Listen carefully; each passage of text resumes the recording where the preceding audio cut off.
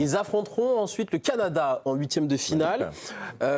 Mathieu, le Maroc poursuit son ascension. Quelque part, c'est une qualification méritée, non, hier soir? Ouais, totalement. Moi, ce que j'ai surtout aimé, c'est l'état d'esprit. J'en sens qu'il y a quelque chose de plus être complexé quand tu arrives dans des grandes compétitions comme ça. Moi, j'en ai un peu marre que les équipes africaines soient toujours le petit, qui regardent toujours les adversaires quand ils rentrent dans les matchs à coup près, qui les regardent comme le Japon, haut. quand on vient de parler. Ouais, exactement. Et comme tu dis, de légitimité, là, j'ai vraiment senti que cette équipe du Maroc, il y a eu un déblocage peut-être à la dernière Coupe du Monde. Et là, tu les sens légitimes.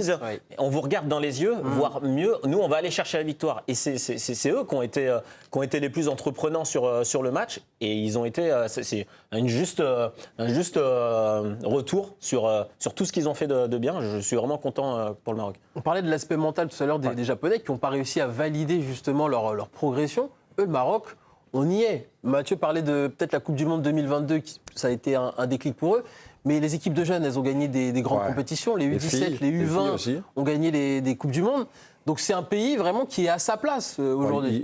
Il est en totale progression et surtout la superbe gestion. C'est-à-dire que tu n'attends pas à ce que ce soit seulement l'équipe A qui va performer, tu prépares la suite. Et c'est là où l'Afrique va grandir en intégrant vraiment que c'est les jeunes que tu vas préparer qui vont t'amener derrière la possibilité de continuer toute cette histoire.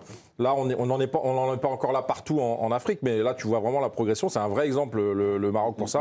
Mais tu sens qu'il y avait toujours eu une vraie base, des bons joueurs dans toutes les sections africaines, etc. Mais tu sentais pas que collectivement, ils étaient en mesure d'aller chercher, de se dire là, on va gagner. Moi, j'ai vu l'équipe du Maroc hier, c'était eux l'équipe dominante qui avait envie d'aller chercher une victoire, qui se disent on va gagner. Et j'ai vu les Pays-Bas, au contraire, se replier, avoir peur. Et voilà, et au final, c'est eux qui sont récompensés. Et là, on voit que la Fédé a super bien travaillé, c'est que les fondations sont ultra solides. Il faut rappeler aussi qu'il y a un sélectionneur qui est parti, qui avait posé ces fondations-là sur la durée. Regragui. Et le nouveau, Regragui, un nouveau qui vient d'arriver, mais qui s'est mis dans des chaussons et qui a continué d'entretenir ça. Moi, je trouve que son arrivée, elle est incroyable parce qu'on a l'impression qu'il est là depuis 15 ans déjà.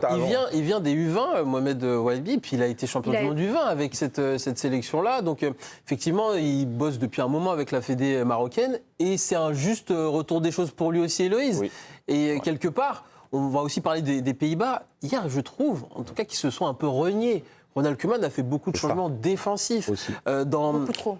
Sans le ballon, cette équipe-là, je ne l'ai pas reconnue. Ah mais complètement, même la structure, la composition n'était plus du tout la même après ce but, donc ça n'avait pas de sens parce que ça se passait très bien. C'est ça qui est assez affolant, c'était une équipe à ce moment-là qui était dans le contrôle.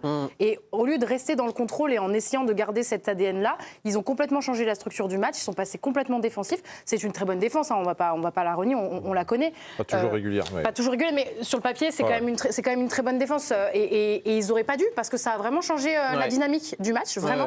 Et les Marocains en avaient plus envie. Ils ont su correctement gérer l'instant et su surtout correctement gérer les prolongations là où les Pays-Bas est passé complètement à côté. Il faut un peu penser, les Pays-Bas, c'est un peu le même cycle que la Belgique, que l'Allemagne. Tu sais, où tu as des bons joueurs, mais en fait, tu n'as pas de vraie star.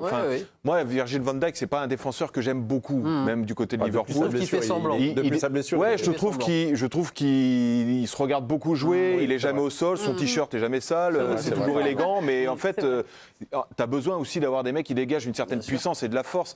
Et c'est une nation qui, pour moi, a besoin d'être en reconstruction, vraiment. Affrontera le vainqueur de France-Suède en 8e de finale. La presse allemande, elle, a fustigé la prestation de sa sélection. On va voir un petit peu ce qui s'est dit ce matin. Bild, nouveau cauchemar pour le football allemand. Élimination embarrassante contre le Paraguay. Kicker, un constat d'échec pour le football allemand et pour Nagelsmann. C'est vrai. Et puis Süddeutsche Zeitung, la nouvelle humiliation pour l'Allemagne. L'Allemagne qui a remporté la Coupe du Monde en 2014, mais qui est sortie en poule en 2018, en 2022, qui là s'arrête dès les 16e de finale. C'est la plus grosse déception. C'est la plus grosse déception de ce mondial là pour toi, Eric. Je sais pas parce que franchement en termes de est-ce qu'on les attendait beaucoup plus loin? Je suis pas sûr. On pensait pas qu'ils allaient s'arrêter là. Bien sûr, évidemment, pas tout de suite, mais est-ce que tu les attendais vraiment beaucoup plus loin? Je suis pas sûr. Dans ce qu'ils ont montré depuis le début. Donc t'es pas déçu? Donc non, c'est pas que je suis pas déçu, c'est juste que c'est un train qui arrive à l'heure. Est-ce que c'est une vraie surprise sur le fait que ça pouvait être prévisible en fait contre eux, prévisible. Face au Paraguay. Non, les gars, Euro 2024 ils tiennent l'Espagne comme jamais, c'est Paraguay là. Non, mais tu sentais pas dans leur jeu des certitudes par rapport à tout ce qu'ils ont fait dans les poules, et tu dis ça peut arriver. Donc dès l'instant où tu te dis ça pouvait arriver, personnellement si la France se devait sortir, là ce serait une vraie surprise parce que personne ne le voit venir par rapport à tout ce que tu as fait avant, tout ce que tu as construit avant. Mais l'Allemagne, encore une fois, ils sont en train de se reconstruire. Donc honnêtement, il n'y a pas une grosse surprise. Quoi. En vrai, c'est une surprise contre le Paraguay, mais sinon, en dehors de ça, par rapport à la prestation de cette équipe allemande depuis le début de la compétition, tu t'attends à ce qu'elle se fasse sortir avant la fin et pas très longtemps après le Paraguay. Quoi. Jürgen Klopp, lui, consultant durant ce mondial, ancien entraîneur de Liverpool, il appelait à une grosse restructuration du football allemand. Nagelsmann, il peut rester encore en poste. Et en plus, pour le coup, Nagelsmann, c'est vraiment, je ne sais pas si vous vous souvenez, mais quand il est arrivé, c'était le Messie, parce que c'était un prodige, ancien Bayern. Vraiment, il est arrivé en disant c'est lui qui va sauver l'Allemagne. Il avait vraiment une image très très bonne. Et comme je l'ai dit, cette espèce de prodige qui va réussir à élever la Mannschaft à un rang. Qu'on connaît. Et là, pour le coup, il avait plus le droit à l'erreur. Et les médias l'avaient annoncé déjà. Il avait plus le droit à l'erreur. Et là, faut arrêter de. Ils sont surcotés, l'Allemagne. En fait, il faut arrêter de croire. Non, mais attends, laisse-moi finir. Non, mais regarde le problème défensif qu'ils ont. Rappelle-toi qu'ils ont appelé Hummels jusqu'à ce qu'il ait 75 ans. Non, mais Boateng a duré aussi. C'était ultra. En fait, ces joueurs-là, maintenant, tes stars, c'est. T'as Wirtz, ok, mais t'as Havertz, mais Kimmich. Mais Kimmich, c'est pareil, c'est un ancêtre. En fait, dedans, il n'y a pas de. T'as pas de vrais grands joueurs.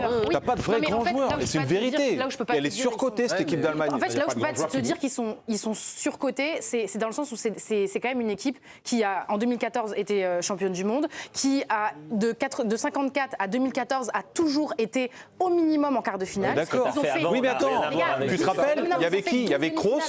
Mais rappelle-toi des joueurs. Rappelle-toi des joueurs qu'il y avait. C'est pour ça que je dis, j'entends, mais c'est juste que quand tu dis surcoté. Là, le joueur le plus important, c'est Rudiger qui joue au Real Madrid et qui jette des glaçons sur l'arbitre. C'est là où il a raison, c'est qu'ils sont surcotés parce que quand tu regardes sur le papier, tu te dis c'est des grands joueurs. Tu te dis t'as Wirtz qui a été transféré 120 millions à Liverpool. Tu dis Rudiger qui est au Real, Kai Havertz qui est à Arsenal, etc. Donc tu dis mais cette équipe il n'y a que des grands joueurs. Mais non, factuellement, ce ne sont pas des joueurs qui sont à la hauteur de leur statut. Je voulais quand même un peu en mode historiquement, ils ont quand même une importance. Oui, mais ça n'a pas d'influence. Ça ne fait pas gagner. Exactement, il y a eu Pelé au Brésil, là on n'est pas. Neuer dans les buts encore. J'étais la première à dire que l'Allemagne c'était nul. Non, mais tu te rends compte quand même qu'ils repartent chercher Neuer. Oui, imagine. On va avancer, mon Rico. Pardon. On va parler tennis maintenant. Parce que Yannick Sinner